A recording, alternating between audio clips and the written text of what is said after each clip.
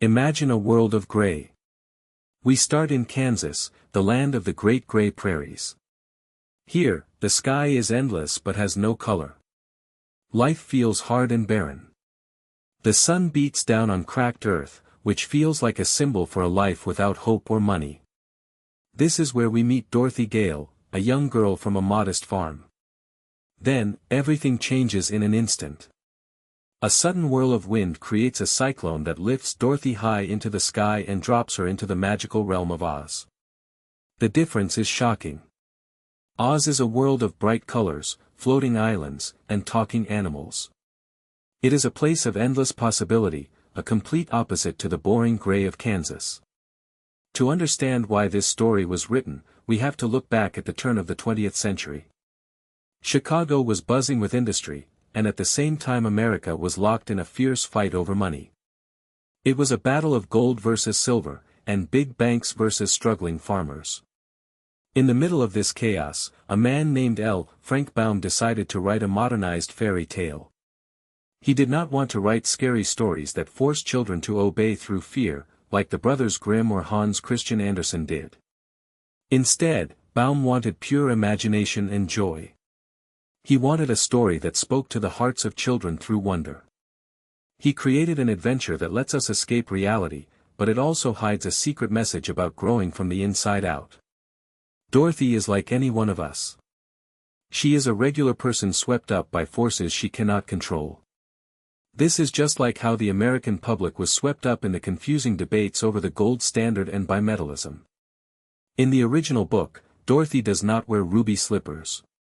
She wears silver shoes. These shoes are a direct nod to the free silver movement, which wanted silver to be part of the national money system. The shoes are right there on her feet, waiting to be used, just like the promise of silver money was waiting for the people to demand it. When Dorothy clicks her heels 3 times, she is not just going home, she is using a political solution that was hidden in plain sight the whole time. Dorothy does not make her journey alone. She meets 3 friends who all believe they are missing something important. The Scarecrow thinks he has no brain. The Tin Woodman believes he has no heart. The Cowardly Lion is sure he has no courage. They all want to ask the Great Wizard of Oz for these things. But there is a deep irony here, each character already possesses the quality they are looking for. The journey is simply a way for them to realize it. Look at the Scarecrow. He is made of straw and wears old rags. He calls himself brainless because he never went to school. Yet when the group gets lost in a dark forest, the Scarecrow is the one who solves the problem. He looks at the twisted path and figures out that if a road goes into a forest, it must come out somewhere else. This simple logic saves everyone and proves that he already had the ability to think critically. By facing danger, he turns his natural logic into real intelligence. The Tin Woodman has a sadder story. He was once a human woodcutter who fell in love with a Munchkin girl. A wicked witch cursed his axe, and it slowly cut away his body piece by piece. Each part was replaced with cold tin, and by the end he had no physical heart left. He assumes that without a beating heart, he cannot love. However, during the trip he is the most caring person in the group. He comforts Dorothy when she cries and feels deep sorrow for others. When the wizard finally gives him a silk heart stuffed with sawdust, it is not a magical cure, it is a symbol that tells him his ability to love never actually left him. Then we have the Cowardly Lion. His roar sounds scary, but it is mostly for show. He brags about his strength, yet he shakes with fear at the smallest threat. Yet, as they travel, he protects his friends and stands his ground against the Wicked Witch of the West. The courage the wizard gives him is a potion that looks like liquid fire, but it is actually a placebo, a fake medicine that simply unlocks the lion's own confidence. He realizes the roar he needed was already inside him, just waiting for the right moment to echo. All 3 companions finally meet the wizard, and he gives each of them a physical token.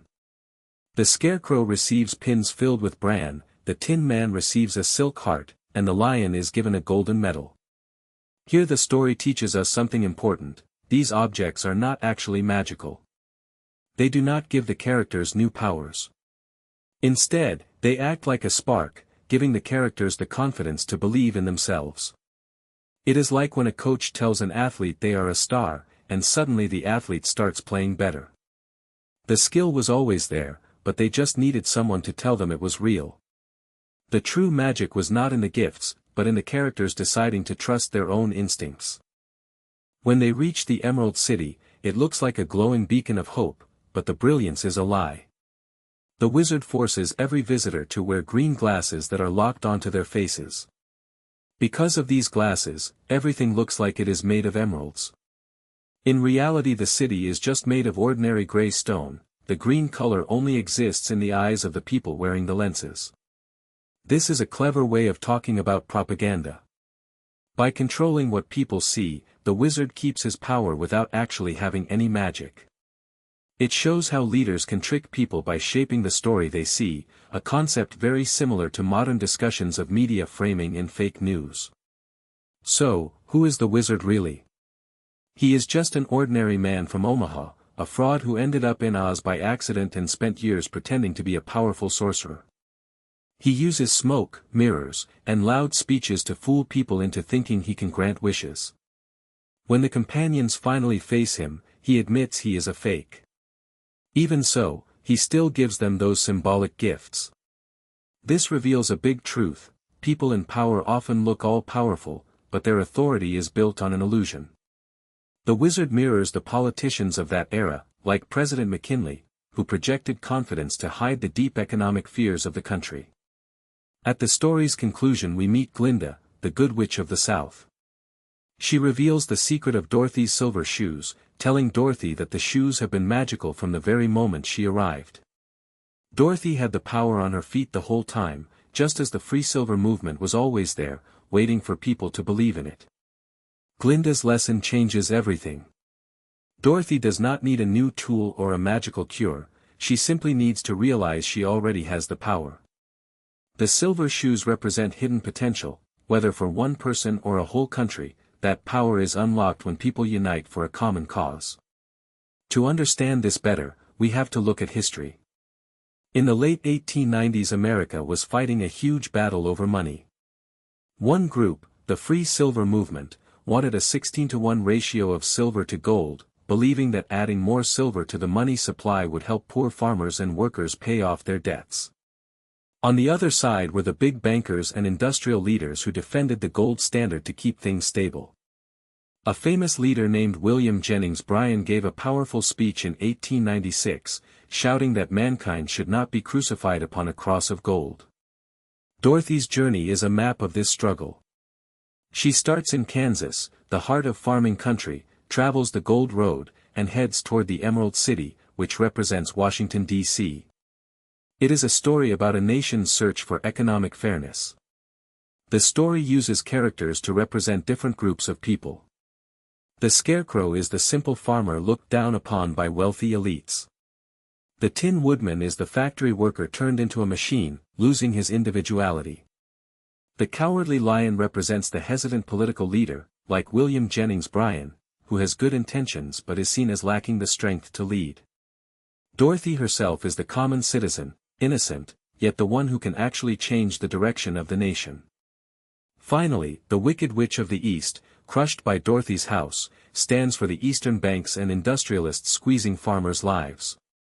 Picture this: a dusty farm in Kansas, where the wind howls like a restless spirit and the world feels drained of color.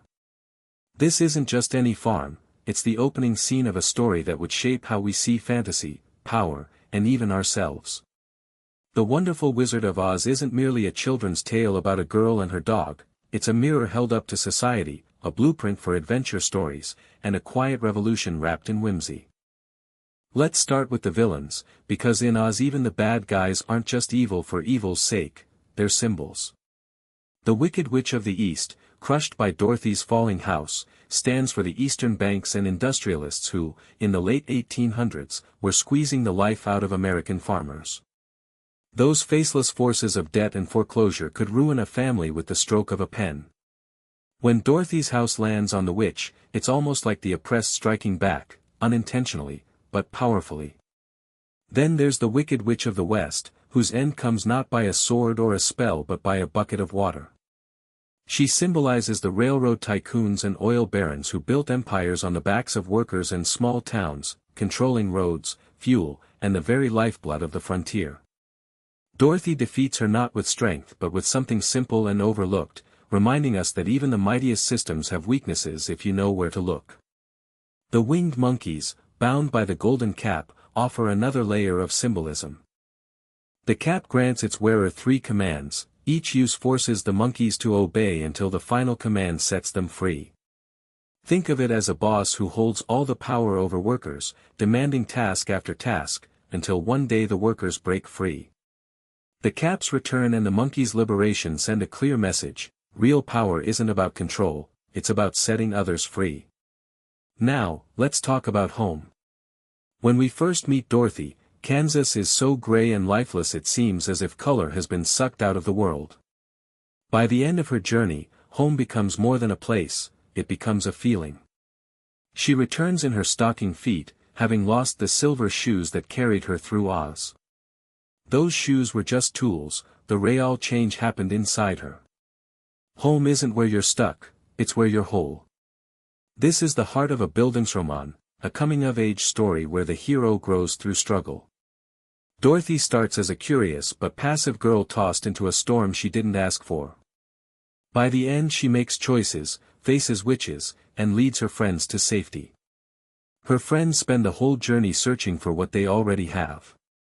The Scarecrow wants a brain but is the smartest of the group. The Tin Man wants a heart but weeps over crushed bugs. The Lion wants courage but charges into danger to protect his friends. The lesson? The things you think you lack are often right there, waiting for you to notice them. The Wonderful Wizard of Oz also laid the foundation for modern fantasy. Before Oz, magical worlds were often dark, gothic places full of ghosts and curses. Baum changed the game by creating a world where magic was as ordinary as sunshine, where talking animals and emerald cities were part of everyday life. Without Oz, we might not have Narnia's talking beasts or Middle-earth's epic quests. Baum showed writers that fantasy could be bright, optimistic, and still carry weight. And then there's the twist, the wizard himself. He's not a god or sorcerer, just a man behind a curtain pulling levers to create the illusion of power. Sound familiar? It's like a boss who barks orders without truly knowing what's going on, or a politician who relies on spectacle over substance. The wizard's trickery forces Dorothy and her friends to look inward for strength. It echoes themes in The Truman Show, where reality is manufactured, and 1984, where perception is controlled. Baum was onto something big: the most powerful illusions are the ones we choose to believe. Why does a children's story carry all this weight? Because Baum lived in a time of upheaval. The 1890s were a period of crushing debt for farmers, political unrest, and rapid industrialization. People felt powerless. Baum didn't write a dry essay about economics, he wove those struggles into a story where a little girl could topple witches and outsmart wizards. The story says, yes, the world is complicated, but you're stronger than you think. Let's leave you with 3 thoughts to carry forward. First, the things you're searching for, bravery, love, wisdom, aren't missing, they're buried under layers of doubt or habit. Second, perception shapes reality. Whether it's the green glasses that make the Emerald City look grand or the lenses we view our own lives through, what we choose to see changes how we act. Third, the systems that feel too big to fight, whether economic, political, or social, are often weaker than they seem. Sometimes all it takes is a bucket of water, or the courage to pull back the curtain. And then there's that line, there's no place like home. It's not just about a farm in Kansas. It's about the place where you finally feel like yourself, where the lessons you've learned out in the world settle into your bones. Whether you're watching the 1939 film, reading the original book, or diving into the latest fantasy series, the message is the same: the magic was inside you all along. You just had to take the journey to see it. Let us step deeper into the hidden corners of Frank Baum's creative vision. We are going past the familiar fairy tale, walking down a path where the famous yellow road meets the real world of the 1890s. Every friend Dorothy meets along the way carries a piece of the quiet worries felt across America. Think of them not as cartoon characters but as mirrors reflecting the fears of everyday people back then. Long before a tornado swept Dorothy away, the ground under her feet was already cracking. Picture the summer of 1889. The rain stopped falling, while wealthy investors gambled on wheat prices, flooding the middle of the country with risky contracts. Families who worked the land found themselves trapped. Banks came knocking for money they simply did not have. Baum saw all of this firsthand. He was a young reporter trying to make ends meet, sitting through court hearings and listening to farmers plead their cases. He noticed two sides of the same coin. On one side lay the dream of endless success, on the other sat the heavy chain of unpaid loans. That exact feeling slipped into his writing. It is why the Emerald City shines so brightly in his book, perfect from afar, but cracked up close, standing on shaky ground much like the empty promises made to struggling families. Now look at the man made of straw. Hidden in old notes left behind by Baum, we find a different beginning for him. He was not always just a bundle of hay. He started as a regular field worker named Eli Whitaker, who tried to stand up for better pay alongside his fellow laborers. For speaking out he lost his job and reputation. Broken but still sharp, he built a scarecrow out of leftover materials. That dummy held everything he wished he could show the world. When Dorothy finds him hanging on a pole, she is really meeting the shadow of a working man who never got to sit in a classroom. Yet he knew how to read a room and plan ahead. His search for a brain is not a silly wish, it is a quiet demand for respect, showing how ordinary workers believed that learning could lift them up. At the time many groups pushed for free schools and laws that kept big companies from controlling everything. The scarecrow walks that same line. Then comes the woodcutter wrapped in tin. Most people think his metal skin just stands for the age of machines, but Baum wrote something deeper in his private journals. In 1901 he visited a grand exhibition in Chicago and watched a brand new electric furnace melt rough stone into smooth, bendable steel. He compared that heat and shaping to how people survive hard times, they bend without breaking. When the woodcutter loses his heart, it speaks to what happens when humans work like cogs in a giant machine. They lose their softness and forget how to feel. Yet his chance to get his heart back offers hope. It suggests we can bring kindness back into a world run by gears and levers.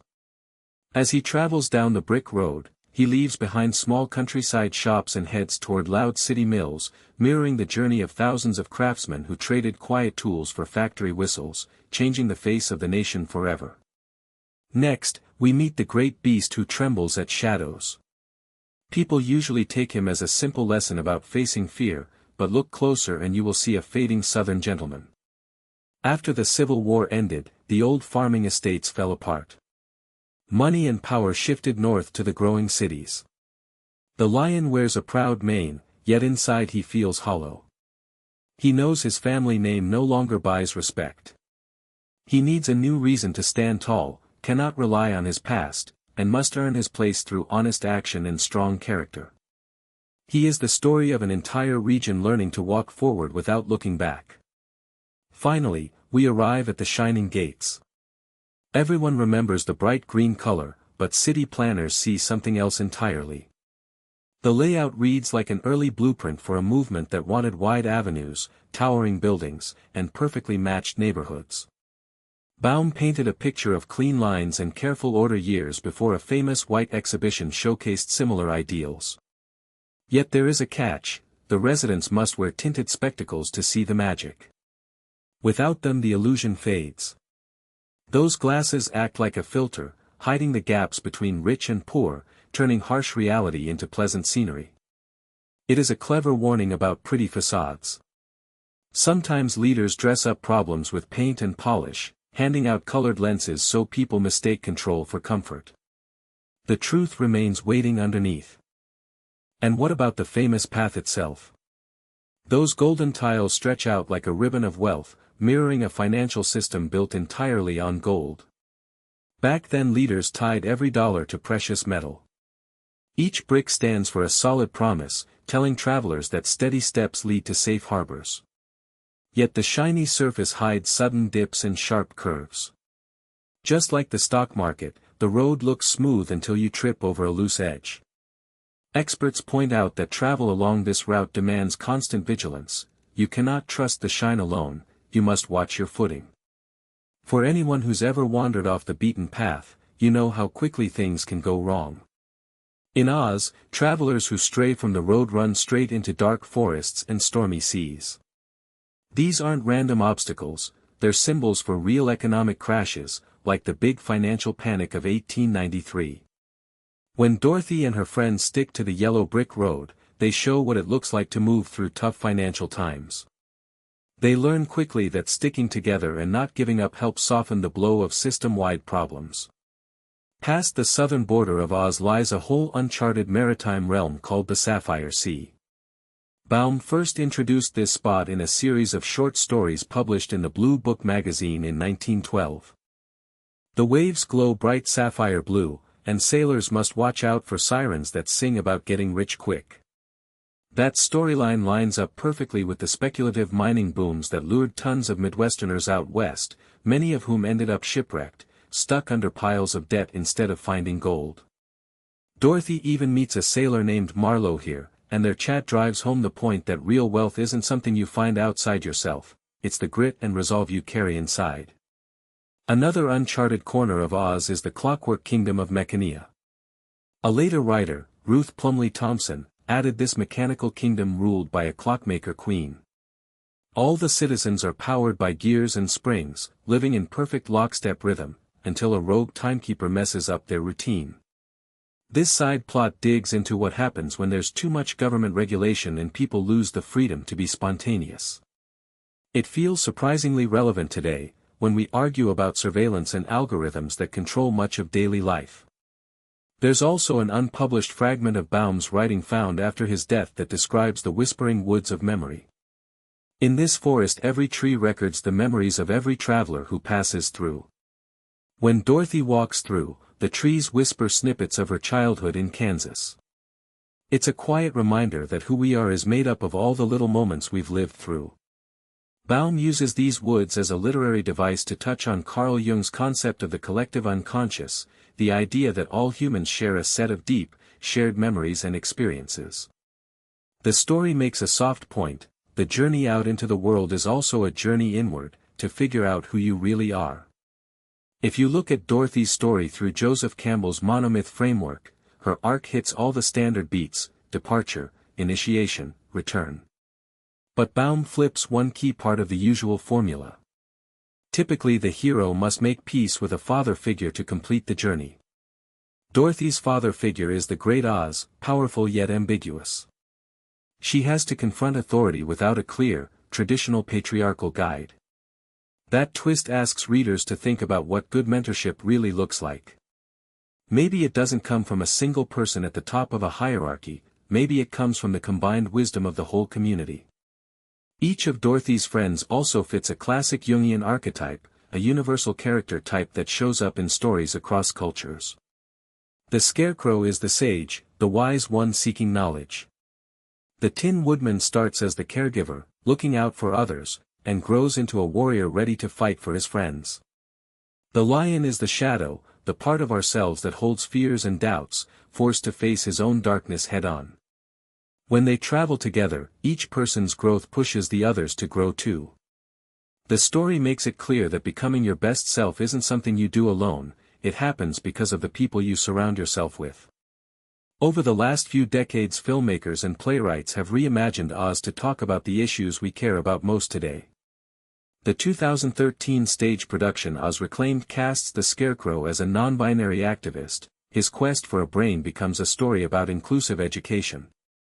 The 2020 animated series Emerald Horizons puts the yellow brick road in the middle of a climate crisis. The bricks start melting as temperatures rise, forcing the heroes to find sustainable alternatives. All these new versions show how flexible the Oz story is. Every generation can take the familiar framework and fill it with the problems and hopes that matter most to them. Baum's influence goes way beyond Oz itself. J.R.R. Tolkien's Middle-earth shares many of the same bones, an unassuming main character dropped into a huge, unfamiliar world, gathering a group of very different allies, and discovering strengths they never knew they had. C.S. Lewis's Narnia works the same way, using a portal, just like Dorothy's Cyclone, to pull kids into a magical world where they learn moral lessons. Even modern video games like The Legend of Zelda, Breath of the Wild borrow from Oz. The open world, the idea that the hero's power was inside them the whole time, waiting to be unlocked by trials, that's pure Oz DNA. Economists even use Oz to teach tricky concepts like market failure and externalities. The Scarecrow's desire for a brain can be framed as investing in human capital, building skills and knowledge to get ahead. The Tin Woodman's search for a heart stands in for non-market values such as emotional labor, the unpaid work we do that cares for others and is just as important to productivity as any paid job. The Lion's hunt for courage aligns with the risk-taking behavior entrepreneurs need to start new businesses. By tying these abstract ideas to beloved characters, educators make complicated theories easier to understand. It proves that literature and economics aren't separate, boring subjects, they're connected in ways we don't always notice. We come back at the end to Dorothy's famous line, "There's no place like home." That phrase works on several levels. On the surface it's about the safety of the farmhouse in Kansas. Deeper down, home is an inner sanctuary, a mental space where all the good things we learn finally click together to form who we are. Some philosophers, like Martin Heidegger, would say that home is the only place where we can truly be ourselves. It is where we face the random way we were thrown into this world and decide how to live a meaningful life. In a way, the whole trip to Oz is a giant exercise in self-discovery. The characters are tossed into a strange new world, face huge life questions, and eventually go back home changed, returning with a new way of seeing the world they always knew. Looking ahead, scholars still have many avenues to explore. Comparative populism could examine how Oz parallels the speeches of William Jennings Bryan, showing how political ideas of the common people spread through different media. Material culture studies could analyze old Oz toys, postcards, and stage sets from the early 1900s to see how the rise of shopping and capitalism reinforced the story's themes. Digital humanities projects could scan Baum's writings to track mentions of gold, green, and silver, revealing how those colors align with political events in his life. Performance studies might investigate how live productions handle the famous green glass effect of the Emerald City, shedding light on whether contemporary audiences care more about flashy spectacle or underlying meaning. The journey through Oz is a mirror held up to society. It reflects the bright dreams and dark fears of its time. As we walk those long ribbons of yellow, gold, and silver, we are reminded to question the systems that run our lives, economic, political, or psychological. The magic Dorothy finds is not some faraway spell, it is a power inside every one of us, waiting for the moment when curiosity, kindness, and courage all come together. May your own paths be as bright as the ones in Baum's timeless story, and may you always find the strength to return to the place where your heart feels most at home. In a rare, unpublished set of notes by Baum, the four friends meet again years later on a small Kansas farm transformed by New Deal agricultural reforms. Based on a diary entry from 1934, the characters are no longer just whimsical figures, they represent the mood of the entire country. The Scarecrow now wears a weatherproof hat and carries seed catalogs. He argues about whether it is better for farmers to work together in cooperatives or run their own businesses, mirroring the real-world tension between independent farmers and the rise of big corporate farming. The Tin Woodman's body is stained with rust from hard work. He speaks about having a heart made of steel that was softened by the rhythm of the plow, suggesting that industrial progress can be good so long as it is guided by a kind and ethical spirit. Meanwhile, the cowardly lion carries the dust of the Dust Bowl in his mane. His bravery is no longer a loud, theatrical roar but a quiet, steady strength. He leads a group of displaced families toward a community garden built near the imaginary silhouette of the Emerald City, a symbolic way of reclaiming the color green that once stood for political ideals. Their destination is a new hall of mirrors, built by artists and labor unions to rethink the famous green glass effect. Each mirror does not just show a face, it displays a collage of old newspaper clips, election posters, and grain price tables, forcing people to look at the difference between a pretty illusion and the hard reality of life. Dorothy is now a schoolteacher. She uses her own story to show her students how narratives act as a support system for culture. She tells them that the yellow brick road is like the actual yellow of wheat fields and asks them to think about how the paths we take are both physical roads and ideological choices. Her voice is steady but full of nostalgia. She reminds them that home is not just a street address, it is a shifting collection of relationships, duties, and dreams that change with every new generation. The story ends with a big community feast. Above them hangs a banner that reads, "There is no place like home when we build it together." They eat food grown from crops saved during the lean years, proving that hard work and helping each other truly pays off as twilight falls. The scarecrow lifts a lantern, its flame flickering to life as a tiny wind turbine hums softly in the breeze. The light spills across the freshly turned earth, stretching shadows long and thin like the fingers of a story reaching for its next chapter. In that glow something clicks, not just for the characters on the screen, but for everyone watching. The Emerald City isn't some far-off dream, it's a work in progress, built brick by brick, idea by idea. Its famous green glass doesn't just shine, it bends the light of hope, doubt, and fresh starts, scattering them in every direction. Researchers digging through old archives have started to piece together how this layer of the story, added between the world wars, echoes the real struggles of its time. Back then people wrestled with big questions: how do we take care of the land? How do we treat the hands that build our world? And how do the old tales we tell ourselves shape the new rules we live by? Baum's expanded world drops Dorothy and her friends into the dust and sweat of the 1930s, turning their adventures into a mirror.